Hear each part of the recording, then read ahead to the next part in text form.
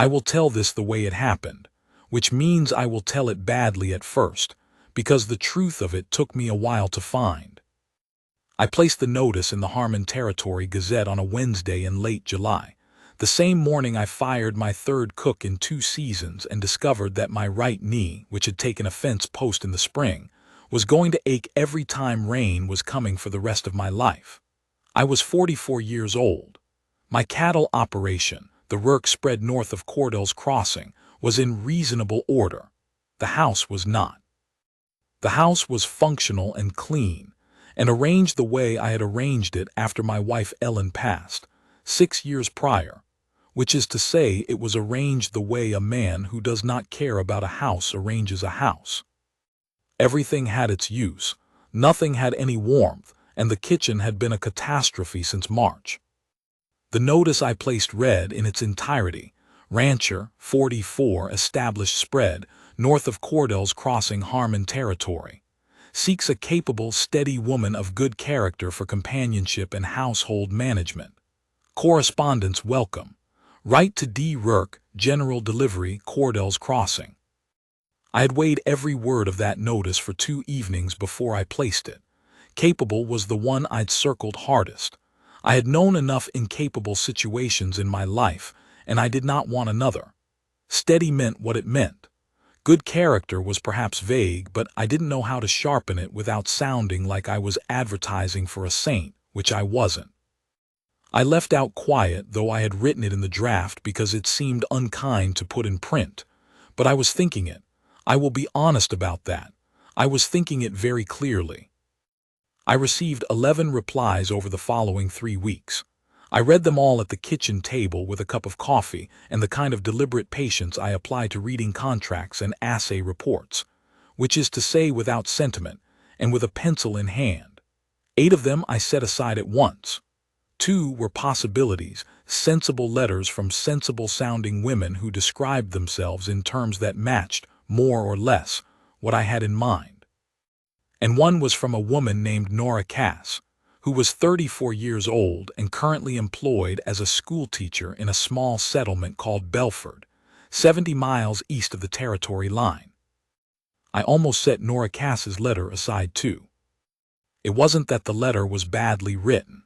It was, in fact, the best written of the 11, and I noticed that against my will, the way you notice a well-built fence before you're even sure you want the land it encloses. It was that the letter did not proceed the way the others did. The others told me things I was expected to want to know: that they could cook, that they were in good health, that they had no attachments or encumbrances, that they were of good Christian character, and hoped the same of me. Nora Cass's letter told me those things too, but not in the order I expected, and with an efficiency that left me reading it twice to make sure I hadn't missed something. She noted that she could cook adequately, which was not the word any of the other women used. She noted that her health was good, that she had no encumbrances, and that her character was her own business until I had reason to assess it directly. Then she asked me 6 questions. 6 questions about the spread, the herd size, the water situation, whether I had a working kitchen garden, whether the schoolhouse in Cordell's Crossing was functioning or defunct, and what I considered a fair arrangement between 2 practical-minded adults who were strangers to each other.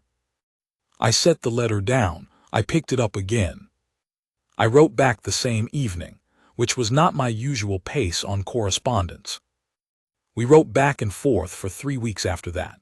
I kept the letters in the order I received them, and I read them over sometimes in the evenings, which I did not do with contracts or assay reports. I told myself it was practical review. She was direct in writing and sometimes dry in a way I recognized as humor, though she never announced it as such. She asked about the creek situation, and I told her about the creek. She asked whether I had books in the house, and I told her I had 2 shelves of them, which was the truth, and she said that was respectable, and she'd likely bring her own anyway. I told her the schoolhouse in Cordell's Crossing had been without a teacher for 2 years following the retirement of old Briggs, and that there were a dozen children in the county whose parents were making arrangements for their education as best they could. She didn't say anything about that in her next letter, But I noticed she did not say anything about it either, which is a different thing. At the end of 3 weeks I wrote and asked if she would be willing to come to Cordell's Crossing for a week's visit, at the end of which we could decide how to proceed or how not to. I offered to wire the travel cost either way. She replied, in the shortest letter she'd sent me, that she would come the first week of September and that she would cover her own travel. Thank you. I spent the 10 days before her arrival getting the house in order. I want to be clear about this because it tells you something about the state of my judgment at the time. I spent those 10 days preparing a house to receive a version of a woman I had invented entirely in my head. I had the kitchen cleaned to a standard it hadn't seen since Ellen was alive. I arranged for Maura Vetch, the wife of my neighbor Cass Vetch, to come and cook something appropriate for a guest's arrival. I had my ranch hand Pinto touch up the paint on the porch rail. I set out the good tin cups. I did this all with the confident deliberateness of a man who has thought everything through, which is usually the exact condition you are in right before something goes wrong. The version of Nora Cass I had invented over 3 weeks of letters was, I will admit, not particularly close to the real one. She was capable, that part I'd gotten. She was direct, I'd inferred that from the letters and the inference was correct. But the picture in my mind was quieter than the truth, contained in a particular way. I had taken capable and direct and assembled around them something that still, underneath, matched the word I'd taken out of the notice, quiet. A capable, direct woman who was also, fundamentally, quiet. That picture was wrong in almost every particular, and I should have known better, because people who ask 6 organized questions in their first letter are not, as a rule, quiet. The noon train from the Territory line came into Cordell's Crossing on a Tuesday. I was at the platform at 20 minutes before noon. I was wearing a clean shirt and I had my hat in my hand by the time the train came in, which is not something I do habitually. There were 8 people who stepped off that train. I recognized 6 of them. The 7th was a drummer with a sample case who went directly to the hotel, and the 8th was Nora Cass. She was not what I had pictured. She was not the soft, uncertain thing my imagination had supplied. What stepped off that train was a woman of medium height with dark hair pinned up under a traveling hat, wearing a practical gray dress, carrying a satchel over one shoulder and managing, behind her, a trunk on a porter's cart that was considerably larger than I'd anticipated. She was looking at Cordell's Crossing with the clear-eyed, measuring attention of someone assessing a property before making an offer. Not curious in the tourist sense, assessing in the professional sense. Her eyes moved from the water tower to the general store, to the church steeple to the end of the main street where the road ran north, and each stop was brief and deliberate. She found me before I found her. Her eyes came across the platform and landed on me with an accuracy that I still can't fully account for, perhaps because I was one of the few men on the platform not doing something specific with my hands, or perhaps because I was wearing the expression of a man trying not to look like he's waiting for a particular person. Either way, she walked toward me at the pace she'd come off the train, which was not hurried and not tentative. She stopped in front of me and looked at me the same way she'd looked at the town, the same measuring quality, brief and direct. "Your work," she said. "I am," I said. "Welcome to Cordell's Crossing, Miss Cass." "It's smaller than I expected," she said. This was about the town.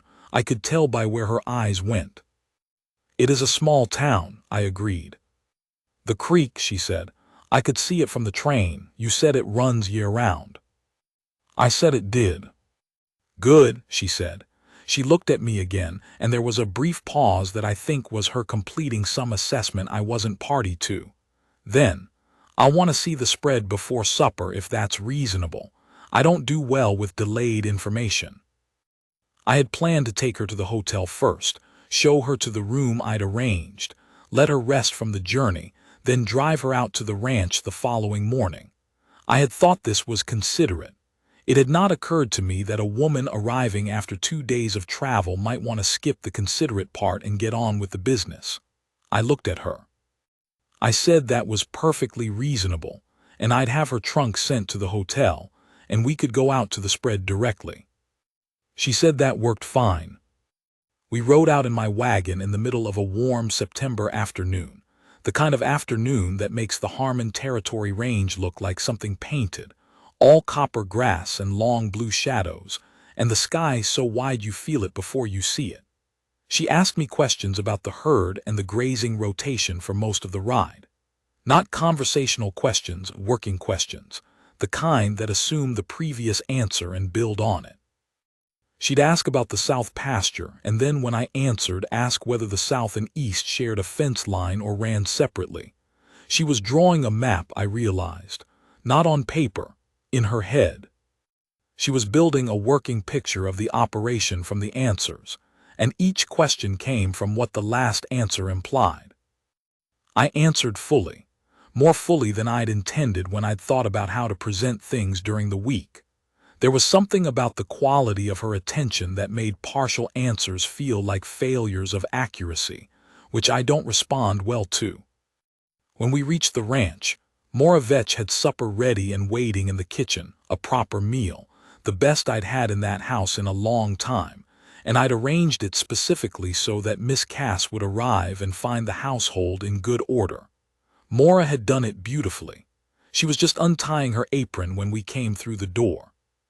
Nora Cass shook Mora's hand and thanked her with a warmth that was the most relaxed I'd seen her since she stepped off the train, and then she asked Mora, with the directness that somehow managed not to be impolite, whether she'd be willing to show her how the kitchen was arranged before she left. Mora said of course, and started showing her the pantry and the stores. I stood in my own kitchen for a moment, feeling slightly surplus to the enterprise, and then went out to the porch. I sat on the porch step in the September evening and listened to the two women talking in the kitchen, Mora explaining where things were kept and Nora asking a question here and there. And I thought about how the afternoon had gone, and how it was not the afternoon I'd planned, and how the departure from the plan did not feel, particularly, like a problem. That was the first evening. I had planned the week with care. Tuesday, arrive, show her the house and the spread, simple supper. Wednesday, ride the North Range, see the cattle, meet Pinto and old Cass Vetch if he came by. Thursday, take her into Cordell's Crossing, see the town properly, meet Reverend Albright and the aldermans. Friday and Saturday, the household at its daily rhythm. Sunday, if things were going well, a conversation about terms and intentions. If not, I'd put her on the Monday train with a straight account of the travel cost and no hard feelings. It was a sensible plan. It gave events their proper order. I have found over 44 years that such plans are reliable roughly half the time, and the other half you get whatever actually happens. Wednesday morning, I came down to the kitchen at 5:30, which is my usual hour, and found Nora Cass already at the table with a cup of coffee, reading one of my ledgers. Not her own book. One of my ranch ledgers, the one covering the past fiscal year, open to the June entries, her index finger tracking a column of figures. I stopped in the doorway. She looked up. "Your water costs are high," she said, "for a property with a year-round creek." I looked at her. I looked at the ledger. I said, "Good morning." "Good morning," she said, with the air of someone who considers pleasantries addressed and is prepared to continue. "The pump servicing in April, did that fix the issue or is there still a loss on the North Line?" I got a cup of coffee. I sat down across from her. I said, "There's still some loss on the North Line. My hand Pinto's been meaning to get to it." She nodded, like this confirmed something. Then she turned the ledger page and looked at the July entries. I want to say I was angry. The appropriate response, by any reasonable account, was some version of those are private records. What I actually felt was closer to the sensation of watching a skilled professional handle a tool you've always used clumsily, a complicated mixture of defensiveness, and something I wasn't ready to name yet. "That's my ranch ledger," I said. "I know," she said, without looking up. "You keep a tidy hand. The categories are sensible, but you're carrying 3 line items under miscellaneous that are large enough to have their own categories, and one of them has been consistent enough over 3 years that it's clearly a recurring operational cost, not a miscellaneous one. I drank my coffee. She turned another page. Is this a habit, I said, or a specific interest in my accounts? She looked up. A habit. I was a bookkeeper for 2 years before I went into teaching. I find other people's accounts interesting the way some people find other people's bookshelves interesting. I'd have asked permission if you'd been up. She said this without apology, which I noticed. Then she set the ledger down and closed it and pushed it toward my side of the table. I won't look at them again without asking. I said that was appreciated. The North Line, she said. How long has it been losing? I told her, because the question was sensible and I didn't have a good reason not to. We rode the North Range that morning as I'd planned, and she asked Pinto about the leak with the same directness she'd applied to the ledger. And Pinto, who is not easily impressed and has worked for me for 8 years, answered her with the careful attention he gives to people he has decided are worth talking to seriously. At the north fence, she looked at the wire on the gate post and asked him why the gate swung to the right instead of the left, and when he told her it was because the left hinge was worn, she asked how long it had been like that. And when he said since last fall, she said nothing further, but I could see her filing it, the way she filed everything, not critically, not with complaint, just accurately. At noon, we stopped at the ridge where you can see most of the north pasture laid out below. She stood in the stirrups and looked at it for a long time. You're understocked for the available range, she said. I know it. Building back after a hard winter 2 years ago, lost about 1/3 of the herd. She nodded. The creek bend in the northeast, do you use that corner? In wet years. It'd hold 20 more head in a normal year, if the grass was managed right coming into spring. That's probably true. I'm not trying to tell you how to run your ranch, she said. This was the first thing she'd offered that sounded even slightly like accommodation, and she knew it because she followed it immediately with, I'm just telling you what I see. I know, I said. I'm listening. She looked at me then, the direct look she had, and something in her face shifted, not softened exactly, but recalibrated.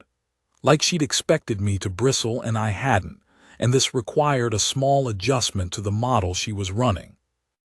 We ate our noon meal at the ridge. I'd packed a reasonable one, better than my usual trail provisions, in a further concession to the planned version of the week, and rode back in the afternoon, and I thought about that recalibration for most of the ride. What it meant that she'd expected me to bristle. What kind of man she'd been prepared for. What that said about the men she'd been around. That evening she read on the porch while I did the accounts, which seemed ironic in a way I didn't mention, and when I came out later she was still there in the last of the light, a book in her lap but not reading it anymore, looking at the range. I asked if she wanted anything. She said no. I said good night. She said good night. That was the sum of our Wednesday evening, and it was, for reasons I couldn't have articulated, entirely comfortable. Thursday in Cordell's Crossing went approximately as planned, with one significant departure. We did the general store, where she asked Elmer Alderman 3 informed questions about freight costs that Elmer answered with the slightly startled respect of a man who isn't used to being questioned knowledgeably by someone who's been in his store for 4 minutes. We did the post office and the church, where Reverend Albright greeted her with the expansive warmth he brings to all new arrivals, and she received it with polite attention, and asked him one direct question about the state of the county's winter charitable fund, which was either the most practical social question I'd heard anyone ask a minister, or the most ministerially appropriate social question I'd heard anyone ask a minister, and possibly both. Then she saw the schoolhouse. It sat at the end of the main street, a plain square building with the bell still mounted and the board out front reading Cordell's Crossing School. The notice of teacher availability had been up and unanswered for 2 years. Nora saw it the way she saw everything. She was halfway through a sentence about the freight costs, and she simply stopped mid-word and looked. "That's the schoolhouse," she said. "It is." She looked at it for a moment. Then, "Can we go in?" Reverend Albright kept the key but left the door unlocked for community meetings. I pushed it open and she went in ahead of me. The interior was dusty and close, faintly chalk-smelling from 2 years before. 12 desks in 3 rows, too small now for most of the children they'd once held. The blackboard still had a multiplication table in one corner in old Briggs's careful hand. The September light came through dirty windows in long, slow bars. Nora walked the length of the room without hurrying. She ran her hand along the top of one of the desks. She looked at the blackboard for a moment, at old Briggs's figures, at the chalk dust still faint on the ledge. She went to the front window and looked out at the main street, and I stood by the door and did not say anything, because something about the way she was moving through that room made me feel it wasn't the moment for talking. The room was quiet except for the distant sound of Elmer Alderman's freight cart going past outside. The dust moved in the light. After a while she said, without turning around, "You said 12 children in the county." "Roughly, ages from 5 to about 13. And no proper arrangement since Briggs retired. Parents are doing what they can. Some of the older children are reading on their own. Some of the younger ones aren't getting much." She was quiet another moment. Then she turned around and looked at me. "I'm going to tell you something," she said, "and I want you to take it as information, not as a complication." I said I'd try. "I'm a good teacher. I'm a better teacher than I am a housekeeper, and I'm a better teacher than most of the people who call themselves teachers in this territory. The reason I left Belford had nothing to do with the children and everything to do with the school board, which decided that a woman who had opinions about the curriculum was a woman who needed to be managed. I have been a school teacher for 9 years. I do not intend to stop being one because I take a husband." I looked at her in the September light coming through the dirty windows, at old Briggs's multiplication table waiting in chalk that had lasted 2 years, at this woman who had ridden the train 2 days and fixed a fence and corrected my ledger and assessed my range, and was now standing in a cold schoolhouse telling me something she clearly needed to say and was prepared to defend. "That's not a complication," I said. "Most men would find it one." "I'm not most men," I said. I meant it plainly, not as a boast. She looked at me for a long moment. Then she nodded once, the way she'd nodded on the ridge when I said I was listening, like something had been entered in the ledger correctly. We had lunch at the hotel dining room.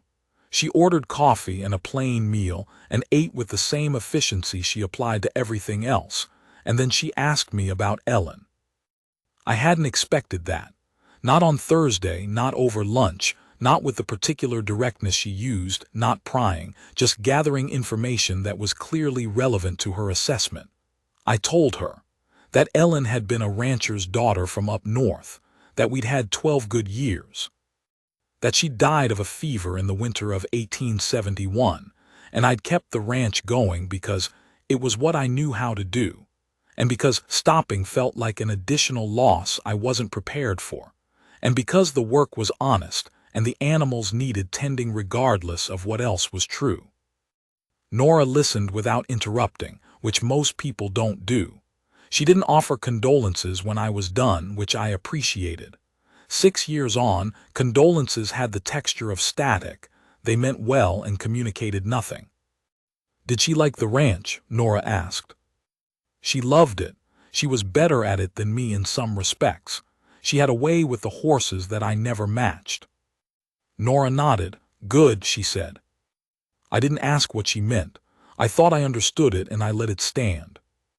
Then she told me about Belford, the school board that had hired her because they needed someone immediately and had been surprised over time to discover that the someone they'd hired had firm views on things, on the curriculum and on the pacing, and on which children needed more time than the calendar allowed, on the question of whether A schoolteacher ought to ask a school board's permission before she spoke to a parent about their child's progress. On the related question of whether a school board composed entirely of men who had not spent a day in a classroom had more or less authority over instruction than the woman who had spent 9 years there, the board had found these views inconvenient. Nora had found the board's resistance to them professionally untenable. She'd given her notice in June and answered advertisements through July. "You answered 11, I said. She looked at me. "How do you know it was 11? "I received 11 replies, I said. "I assumed you were systematic." Something crossed her face, not quite amusement, something more careful than amusement but in the same family. "I answered 11, she confirmed. "Yours was the last one I answered." "Why last?" "Because it was the most careful," she said, "and I wasn't sure careful was what I needed." I thought about that. "And now," I said. She was quiet for a moment. The hotel dining room was mostly empty at this hour, just us and the cook moving around in the back. "I wrote to you anyway," she said, "because the word you used, capable, was not a word any of the other notices used. They used pleasant and gentle and good with children and of agreeable temperament. You used capable, which either meant you were honest about what you needed, or that you'd made a strategic calculation about which word would attract a different sort of reply." She looked at me steadily. I was willing to come find out which. I said it was honest. "I know," she said. "I worked that out by Wednesday morning." Friday the plan fell apart entirely. What I mean is that by Friday there was no longer a plan in any meaningful sense, because the plan had assumed a version of the week that hadn't happened, and continuing to act as if it would have been a particular kind of dishonesty I didn't have in me.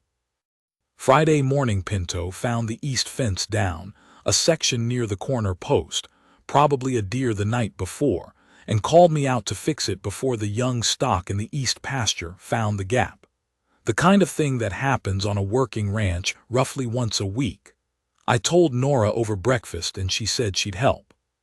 Pinto gave her a look when she arrived at the east line with her gloves on and her sleeves rolled, and she gave him a look back that established their relative positions with an efficiency I had come to recognize as one of her particular skills, and then the three of us fixed the fence. She handled wire with competence, not the ease of someone who'd grown up doing it, but the focused attention of someone who learns quickly and doesn't like to do a thing badly.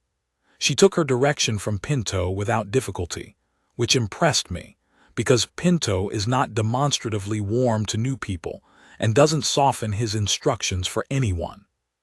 She followed his directions exactly and asked one clarifying question per instruction, not more, and when the splice was done, she looked at it carefully and then looked at Pinto. "That hold?" she asked. "Ought to," he said, and then after a moment, "Tighter you twist it, longer it holds." "I'll remember that," she said. Pinto said nothing further, but he didn't look away from her in that evaluating way he'd been looking away all week. He just went back to work, the way he goes back to work with people he's decided are worth the air. That afternoon, entirely outside the plan, Moravec's youngest daughter Lena came by with a message from her mother and stayed, the way 8-year-olds stay, drifting from interest to interest until she ended up on the porch step where Nora was sitting with a book. I watched from the barn door. Lena asked what she was reading and Nora showed her. It was a natural history book with illustrations. I could see the pictures from where I stood. And then Lena sat down on the step and they were looking at it together. And then Nora was reading aloud from it, and Lena was listening with the absolute attention that children give to things that are genuinely interesting to them. After a while, Nora put the book in Lena's hands and pointed to something on the page, and Lena was reading back slowly, sounding out the words. Nora listened the way I'd been watching her listen all week, with complete attention, no rushing, letting the person find their own way to the thing. When Lena got a word right after struggling with it, Nora didn't exclaim over it. She just moved her finger to the next word. I went back to what I was doing in the barn, An hour later I came out and Lena had gone home, and Nora was still on the porch, the book closed in her lap, looking out at the late afternoon range with an expression I couldn't fully read. I came and sat in the other porch chair, which I hadn't done before. Neither of us said anything for a while. The light was copper on the grass. The cattle were moving slow in the far pasture. The creek sound came up faintly when the wind settled. "You're good with her," I said. "Lena." "She reads well for her age," Nora said. "With a year of proper instruction she'd be well ahead of most children I've had." "She hasn't had any since Briggs left." "I know, her mother's doing her best, but there's only so much a busy woman can do." She paused.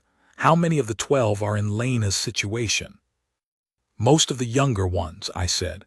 "The older children, 12, 13, some of them are reading well on their own, but they're not getting the things that come after reading. Arithmetic," she said, "history, composition." "I wouldn't know what order it goes in," I said. "But yes." Another pause. The evening was coming in from the east. The copper light was deepening. "I want to tell you something," I said. It was her phrase from the schoolhouse and I used it on purpose. Information, not a complication. She looked at me.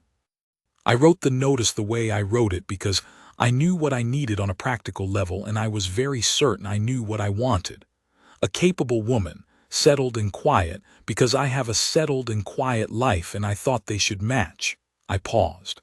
I'm not certain of that anymore. She waited. She was good at waiting, attentive without pressure.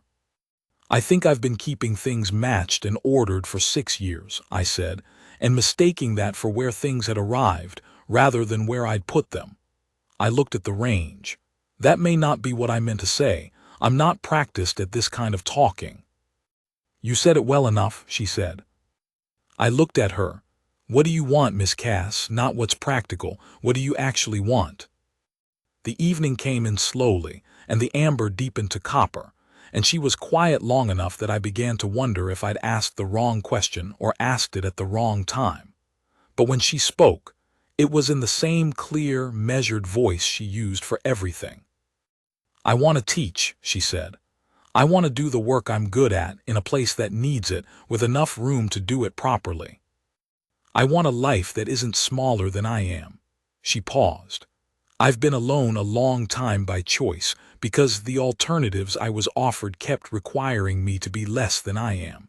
I'd like, if it's possible, to not be alone, but only if the not being alone doesn't come with that requirement."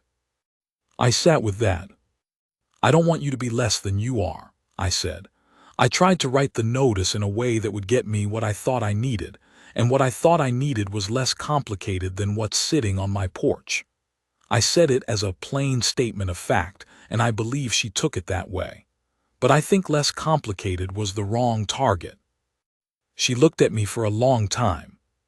The first star was coming out over the eastern range. That particular stillness of a high plains September evening, when the day lets go of its heat and the land breathes. "You're an unusual man, Rourke," she said. "My hand says I'm a difficult man," I said. "Those aren't contradictory," she said, and something in her face was close to the first real smile she'd given me all week. Not wide, just there. Saturday we rode to the creek. I hadn't planned it. There was no item in the week for a ride to the creek. But Saturday morning was cool and clear, and I saddled 2 horses and asked if she wanted to see the northeast bend she'd asked about from the ridge, and she said yes without any particular deliberation, and we rode out before the day was properly warm. The High Plains September morning has a quality I've never found a word for, the light coming in clean from the east, the grass still holding a trace of summer green in the low places, the air with that particular clarity that arrives in September and doesn't quite leave until November. She rode well, I'd noted during the week, not the practiced ease of someone who'd grown up on horseback, but the confident competence of someone who'd learned it and applied it until it became her own. We didn't talk much on the ride out. The land didn't require talking. When we reached the northeast bend, she got down without being prompted and walked to the water's edge, and looked at the bend the way she looked at everything, the measuring look, calculating what the water did in different seasons, what the gravel bar would look like in spring when the snow came off the mountains to the north. Then she sat down on the bank and took her boots off and put her feet in. I sat on the bank above her and looked at the creek. "You're right about the northeast corner," I said. 20 head managed right coming into spring." 25, she said. "Closer to 25 if the bend holds." 25, I agreed. The water ran over the gravel and the light moved on it, and for a while neither of us said anything, and the creek said enough for both of us. Then she said, "I want to ask you something." I said to go ahead. "In your letters," she said, "you were careful, everything measured. You answered my questions accurately and with more detail than I expected, but I could feel you keeping a distance the whole time, considered deliberate distance." She wasn't looking at me, she was looking at the water. "That's not a criticism, I do the same thing, but I want to know what was behind it." I thought about it honestly. "I wanted to make a good assessment," I said. "I was treating the correspondence like a business matter because I didn't know how else to treat it. I've spent 6 years making business matters out of things that weren't business matters and calling it prudence." I picked up a flat stone and turned it over. "I was also afraid, though that's not a word I use easily, not of you specifically, of being wrong, of investing in something and having it not hold. I made a plan for my life when Ellen died and I've been executing it with some diligence, and somewhere along the way I think I mistook executing the plan for actually living." She was quiet. The water made its sound against the gravel. A kingfisher went past very fast and low over the surface, its wings almost touching, and disappeared around the southern bend. "I wrote to 11 men, she said. "I answered yours last because it was the most careful and I wasn't sure careful was what I needed. I've been careful too, for a long time, because care was what kept things manageable. And I thought maybe I'd had enough of manageable." She was quiet a moment. "But I wrote to you anyway, because something in the way you used that word, capable, made me think you might be honest about what you actually needed. And the honest ones are rare enough that I decided it was worth the train fare to find out." "Was it?" I said. She looked at the water another moment. Then she turned and looked at me, the direct look, the measuring look, and behind it something that wasn't quite a smile and wasn't quite not one. "Ask me properly," she said, "and you'll find out." I said, "Nora Cass, will you marry me and stay in Cordell's Crossing and teach those 12 children? And tell me when the North Line is losing water and put your feet in my creek, whenever you have a mind to." She was quiet long enough that I had time to think about the Monday train. Then she said, "Yes, but the 25 head in the northeast corner, that's in the first-year plan." "Done," I said. She put her boots back on. We rode back in the late morning light, and neither of us said much, and it wasn't the silence of two people who have run out of things to say. It was the silence of two people who have said the necessary things and don't need to say them again immediately. We were married by Reverend Albright on the last Saturday in September, in the Cordell's Crossing Church, with Pinto and the Vetches and Elmer Alderman and his wife and Curtis Alderman, and a handful of others in the pews. Nora wore a blue-gray dress the color of creek water on a cloudy morning. She stood next to me at the altar with the same directness. She'd stood at the train platform and the schoolhouse and the northeast bend. And when Reverend Albright asked the customary questions, she answered them in a clear, considered voice, the voice of someone who has thought a thing over and found it accurate. Mora Vetch made a proper meal at the ranch afterward, and Pinto gave a toast that was 9 words long, which was the longest speech I'd ever heard him give, and which was sufficient. Cass Vetch told a story about a horse that had nothing to do with anything, and everyone laughed. Lena Vetch sat next to Nora at the table and showed her a word she'd been working out from the natural history book, which she'd apparently borrowed and kept for the 3 weeks between the visit and the wedding. Nora looked at the word and said she'd gotten it right. When the guests had gone and the ranch was quiet, Nora and I sat on the porch in the last of the September evening, which was cool now, the first real coolness of the turning year, and neither of us said anything for a while. The range was dark to the east, and the stars were coming in hard and bright the way they do in the territory when the air is clear. "Well," she said after a while. "Well," I said. That was all. It was enough. In October she wrote to the county board. She'd already been thinking about it before the wedding. I knew because she'd asked me one evening what I knew about the board's composition, and I'd told her, and she'd nodded and said nothing further. The letter she sent them was 3 pages, and I read it at her invitation when it was done. It was the best argument for a thing I'd read since the Territory Surveyor's Report of 1869, which was the gold standard for that kind of document in my experience. It laid out the need, the county's obligation under territorial law, the cost per year against the cost of a generation of children educated inadequately, and a proposal for the teacher's salary and the school's operating budget. It also noted, in a single sentence near the end, that 3 families in the county had already indicated their written support, which was true because she'd written out to 3 of them in October and asked. The board approved the position and the budget in November, and opened the school the 2nd week of that month. The first morning, I rode into Cordell's Crossing with her and tied the horses at the post and watched from the wagon while she stood at the schoolhouse door. 12 children came up the steps, the youngest ones holding their mother's hands, the older ones pretending not to be nervous, all of them in their best clothes. Nora greeted each one by name. She'd already met all 12 before the school opened. She'd ridden out to the farms and homesteads in October, just to meet them, which I hadn't known she'd done until Maura mentioned it. She shook the last child's hand, Curtis Alderman, 13, who'd been going 2 years without schooling and was working at his father's store to fill the time. Curtis looked at her the way 13-year-old boys look at things that might be more than they're prepared for. Nora looked back at him the way she looked at the water and the ledger and the range, measuring, honest, no performance. "Can you read?" she asked him. "Yes, ma'am," he said. "Good," she said. "Then we'll start with what you don't know yet." And she held the door open for him. Curtis went inside, the door closed. The bell, which Nora had pulled herself that morning before the children arrived, was still settling. I sat in the wagon in the November cold and looked at the schoolhouse door for a moment.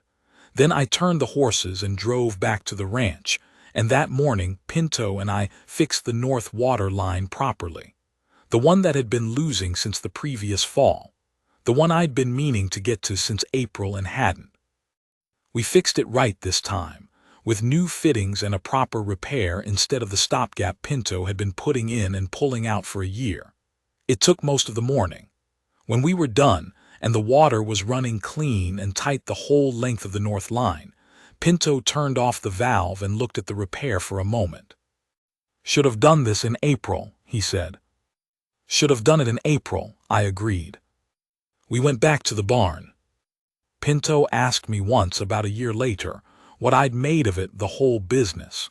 We were mending the east fence again, the same section, another September morning. I thought about it honestly. "I went in looking for a quiet life," I said. "Got a different one." "Worse or better?"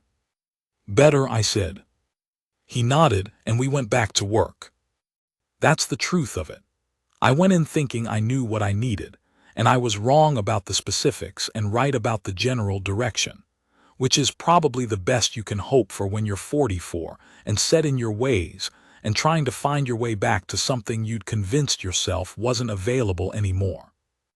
Nora is not quiet. She has opinions about the herd rotation and the kitchen garden and the school curriculum and the county board and the state of the north fence and occasionally about me. And she expresses them with the same clear directness she expressed them the first week, and I have found over time that I would have it no other way. The house is different than it was. Not louder, exactly, but warmer, the warmth that comes from things being used properly, and cared for with attention rather than merely kept in order. The ledger she'd looked at that first Wednesday morning. She straightened out the miscellaneous line items that fall, recategorized the recurring operational cost, and in doing so caught an error in the previous year's figures that had been costing me approximately $40 annually without my knowing it. She mentioned this to me once, briefly, and didn't mention it again. It wasn't something she did for credit. It was something she did because it was accurate, and accuracy was its own reason. The northeast corner of the creek bend, 23 head last spring, which was a dry year, will get 25 in a wet one. The schoolhouse bell rings on weekday mornings, and I can hear it, some days, from the north pasture. It carries well in the clear air. Lena Vetch, who is 9 now, is reading 3 years ahead of where she started. Curtis Alderman is learning surveying mathematics from a book Nora ordered from back east, and according to Nora, he has a natural facility for it that, with the right direction, could take him well past what Cordell's Crossing needs and into something larger. She writes letters on his behalf to the territorial school authority. She does this quietly, without announcement, the way she does most things she considers simply necessary. She still puts her feet in the creek when she has a mind to. I have taken, this past year, to joining her. It is a good life. Better than the one I'd planned, the careful, quiet version I had in mind when I wrote that notice on a July Wednesday with a bad knee and an empty kitchen. The woman who stepped off the noon train that September Tuesday was nothing I'd pictured, and everything I should have known to want, if I'd been thinking clearly rather than carefully. There is a difference between those two things, and Nora Cass arriving on my platform in her gray dress with her measuring eyes, and her trunk full of books was the exact moment I learned it. She would tell this differently than I've told it, and more precisely, and she'd be right about the parts I've gotten slightly wrong. That's a thing I've come to count on. On cold evenings when the lamp is lit and the ranch is quiet, she reads in the chair by the fire and I read in the chair across from her, and neither of us says anything for a long time, and the silence is exactly the right shape, not the absence of something, the way it used to be, but the presence of it.